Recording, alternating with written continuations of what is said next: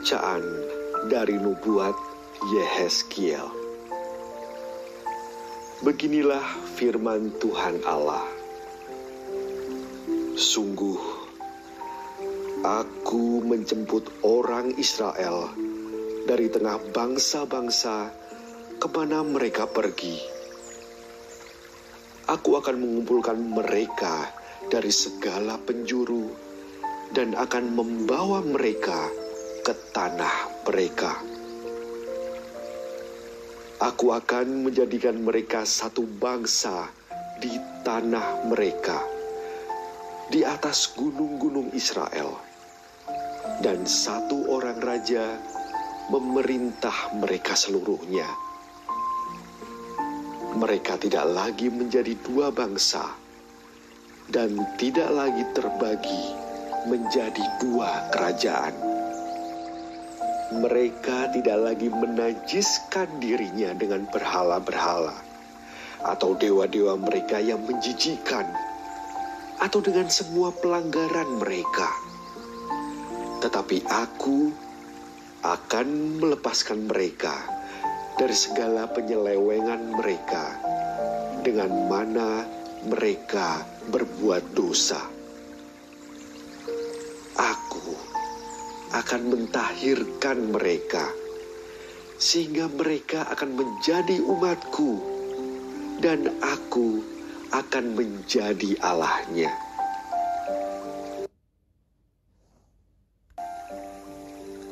Maka hambaku Daud akan menjadi rajanya, dan mereka semuanya akan mempunyai satu gembala. Mereka akan hidup menurut peraturan-peraturanku dan melakukan ketetapan-ketetapanku dengan setia. Mereka akan tinggal di tanah yang kuberikan kepada hambaku Yakub, di mana nenek moyang mereka tinggal. Sungguh, mereka, anak-anak mereka maupun cucu cicit mereka akan tinggal di sana untuk selama-lamanya, dan hambaku Daud menjadi raja mereka untuk selama-lamanya. Aku akan mengadakan perjanjian damai dengan mereka, dan itu akan menjadi perjanjian yang kekal dengan mereka. Aku akan memberkati mereka dan melipat gandakan mereka, dan memberikan tempat kudusku di tengah-tengah mereka untuk selama-lamanya. Tempat kediamanku pun akan ada pada mereka. Aku akan menjadi Allah mereka, dan mereka akan menjadi umatku.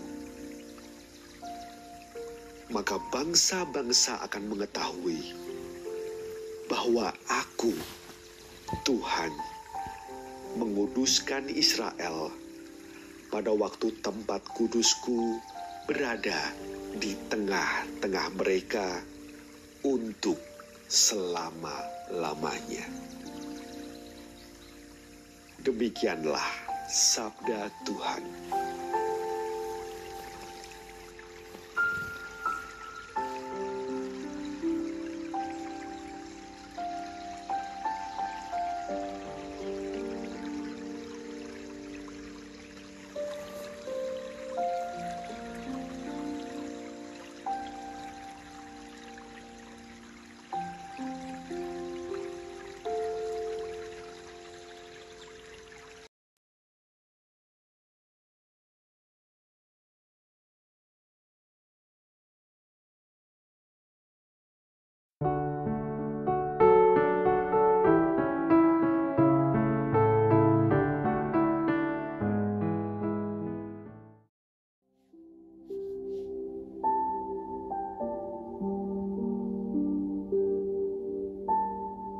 Inilah Injil suci menurut Yohanes.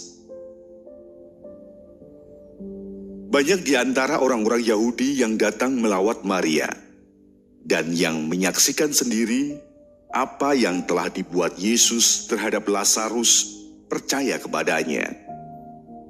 Tetapi ada yang pergi kepada orang-orang Farisi dan menceritakan kepada mereka apa yang telah dibuat Yesus itu.